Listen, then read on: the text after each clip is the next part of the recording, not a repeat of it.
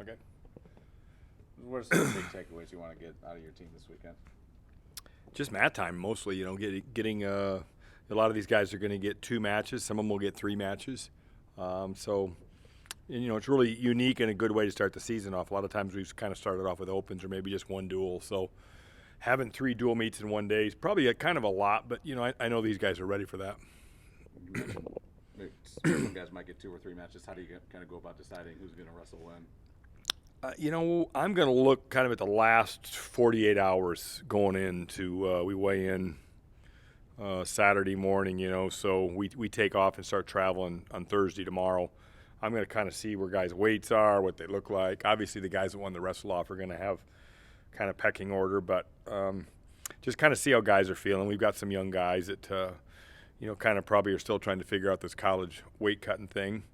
And maybe a few old guys, and so that's always a factor. But kind of have an idea in my head, but we'll see. You get there, and there's always some surprises.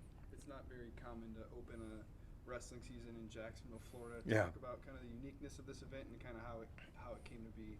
Well, props to Coach Bono on this because he put this together. He reached out to me right away, I think, after the season last year, early April. He's from Jacksonville, Florida. They've never had a Division I wrestling event ever in Jacksonville, Florida.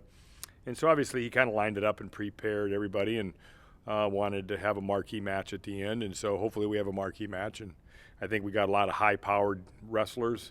So I think Jacksonville will be pretty entertained Saturday night.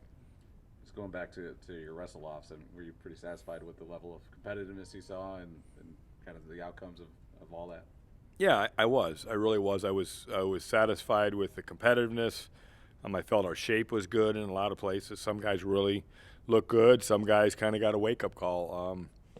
It's just good to kind of, it's really hard, wrestling your teammates is probably the hardest weekend they have all year long. But just the fact that you get to put a singlet on, you get off a scale, you get to put a singlet on, and you get to make it real. It's the realest thing we've done since, last March. Taking 5 freshmen on this road trip, how is this new rule with the first semester, and I think it's 5 duels, will help those guys in their development going forward? We're taking, 16 guys and 5 freshmen. That just shows you kind of the strength of that class right now. And so if we wrestle them, then we burn one of their 5 chances. If we don't wrestle them, then they still have 5 chances left. But that just, all those guys are going because they're very capable, and all of them can win matches for us. You mentioned this is a non-traditional way to start the season. Does that change your approach going in? No, probably the only thing is from a length of the season.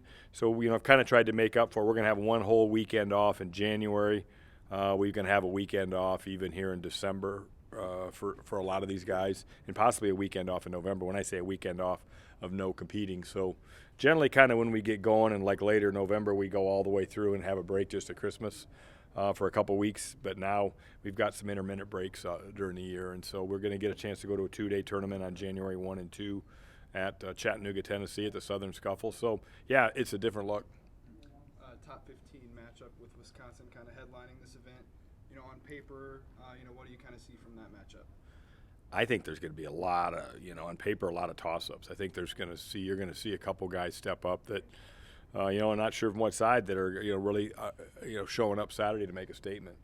I think we got a couple of those guys, 140, even 25, 33, 41, 49, 57. All those first 5 weights on paper are underdogs for us, but I think there's some pretty talented guys in those first 5 guys with Iowa State. So, let's get it on early there and see what happens those first 5 weights. Those will be important for us.